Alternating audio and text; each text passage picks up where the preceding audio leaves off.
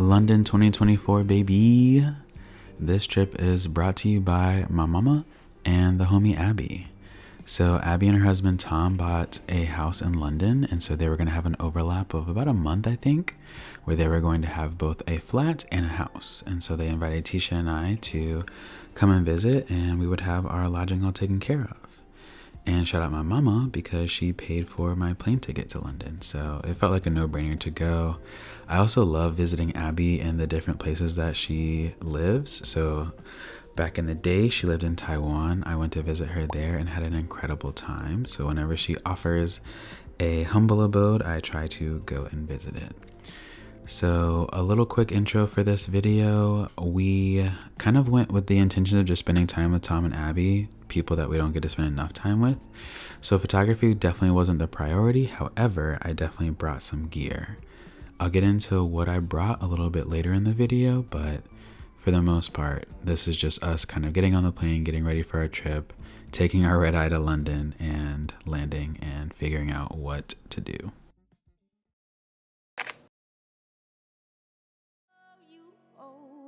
Until the end of the line, ooh, ooh. And I will be your flower, if you will be the bee. And I promise I will always give you the sweetest parts of me. 'Cause you're the tip to my top, the key to my lock, you're my breakfast in the morning, you're my up to my down and the king of my crown, and you're everything I want. You got that sweet, sweet honey, and I want it sweet, sweet honey. You got that sweet, sweet honey, and I want it sweet, sweet, sweet honey. So give it to me. We landed in London, hopped on like 3 different public transportation systems, and finally arrived in Kentish Town, which was a lovely little area with lots of bus stops and different ways to get around. We met up with Abby. She showed us the flat. We dropped off all of our stuff. And then for the first day, which low-key had the best weather, we just kind of bopped around. We walked down the channels, I think they're called, and yeah, just kind of got into the flow of London. I had my Fuji with me, and I was just kind of getting warmed up with some just like portrait recipe, nothing too crazy.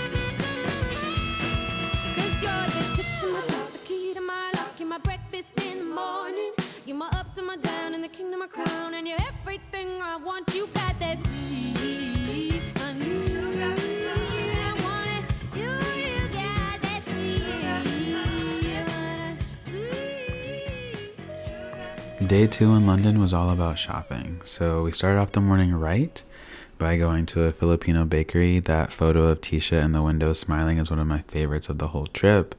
It just felt like a really good kind of encapsulation of what it feels like to hang out with your best friend who lives across the pond. Just like casually, like waking up and going to a bakery together. Incredible.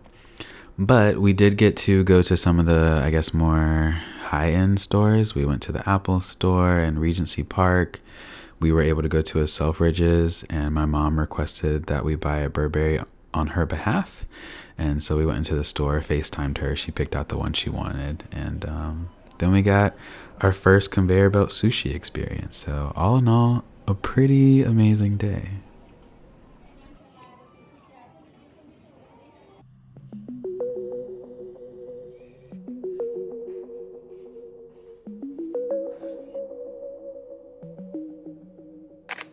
It's a strange world we're living in. The space between us paper thin, is quite what it seems. It's a brave world we're living in, seeing sparks in dark places, finding something to believe. Now that we're far, I see you closer. Now that we're not talking, I know you better. When we get out of this, I want to hold you closer.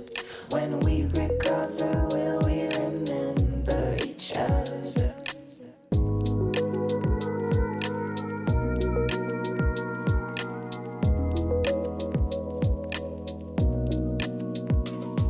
It's a limbo state of mind. Day 3, we started to see that the weather in London can be pretty erratic, I guess is maybe a good term.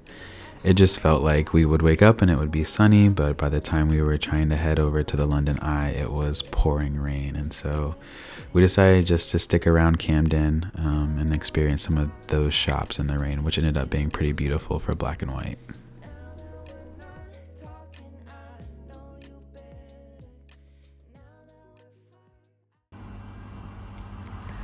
This is what's in my bag for a trip to London. So for entertainment, we have the Switch and the iPad. For work, brought my laptop. And then we have 3 cameras.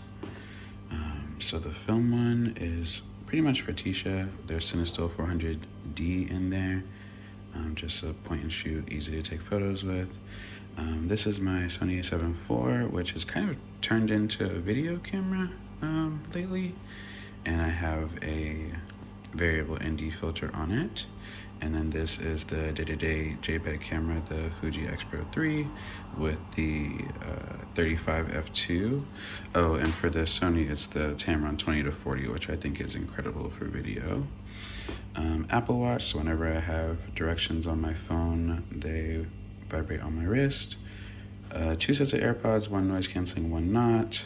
A pen that I got from a bookstore that I really like.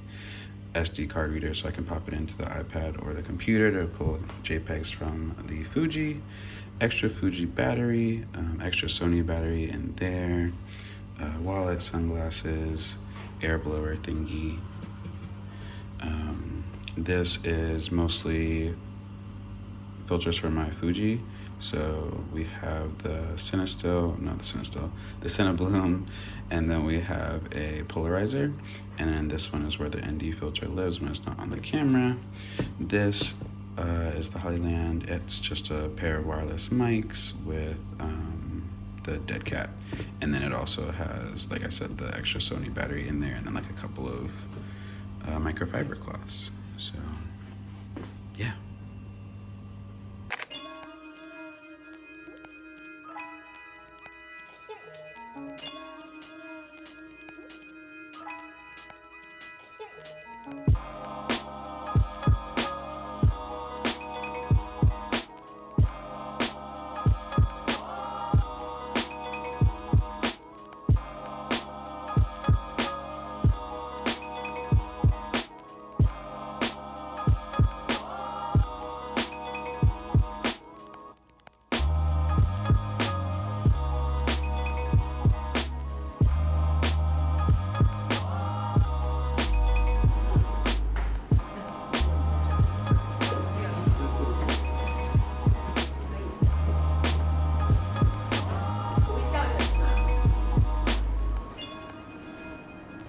To more recent celebrities such as Stephen Fry, Justin Bieber, and Taylor Swift.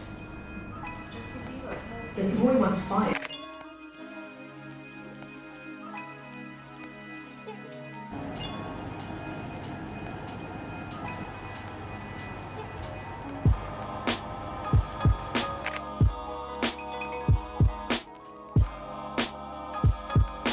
Where the changing of the guard can be seen daily. I wouldn't bother trying to make them laugh. They probably heard every joke in the world.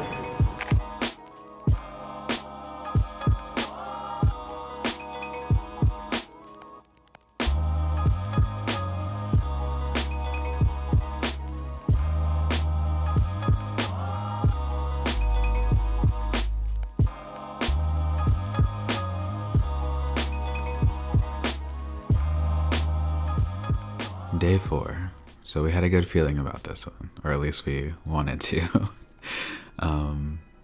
We woke up, the weather looked terrible, but we figured we would give it a shot anyway, so we took the tube, and by the time we got out, the weather was gorgeous. The skies were blue, there wasn't really that many clouds, and if they were, they didn't look like rain clouds. We definitely felt like we got lucky, especially after going all the way to the London Eye and just getting drenched. So yeah, I felt like Kodak Gold was a perfect Fujifilm recipe for this kind of newfound excitement and warmth that cut through kind of the London gray weather that we were used to. So I really like how some of these photos turned out. We had a great time kind of just moving around that area. We got to see Big Ben. There were lines and lines of people trying to get a photo with the telephone booth and Big Ben in the background. So that was also pretty fun to capture. But yeah, overall a really good day. We got really hungry, so we stopped by, I think it's called Honest Burger. And the plan after Honest Burger was to go into Covent Garden, I think. But of course, by the time we got out of the burger shop, the rain had already started to come and it was freezing cold. So we just hopped on a bus and went back home.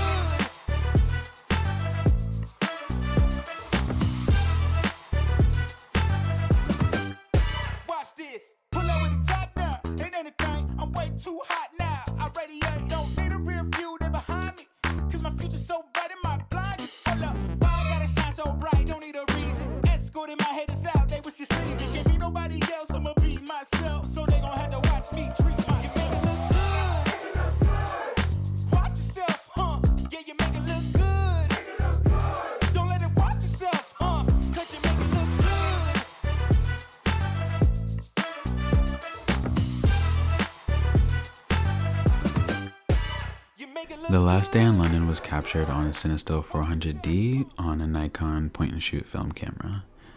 It was originally packed for Tisha, but she wasn't using it, so the second to last night I kind of snuck it out of her bag and put it in my Uniqlo crossbody that we got when we were doing our shopping on day 2. I absolutely love having that camera with me. It's so light and compact, and yeah, I love how these photos turned out, especially the ones of Tisha and Tom. They feel very grungy, almost like an album cover. And yeah, that nostalgia I think is just perfect for kind of capturing like your last day on a trip. So really glad I brought that film camera. I really love Cinestill 400D. I think it's super versatile. And I like the skin tones, and I like it with some flash too. So yeah, felt like a really safe bet. I probably could have used the flash on some of these night photos, but sometimes I don't like blinding people in the street. So yeah, but all in all, yeah, felt like an amazing trip. On the last day, as we were kind of packing and getting ready to leave, I captured some of those on Cinestill 400D, finished the roll, and then headed out to catch the train.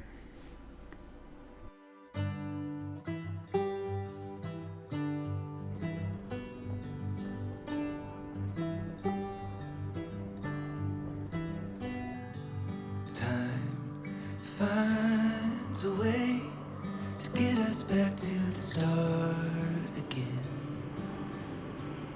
To get us back to the start again. To get us back to the start. Life finds a way to bring us back where it all began. To bring us back where it all began. bring us back where it all began. Life is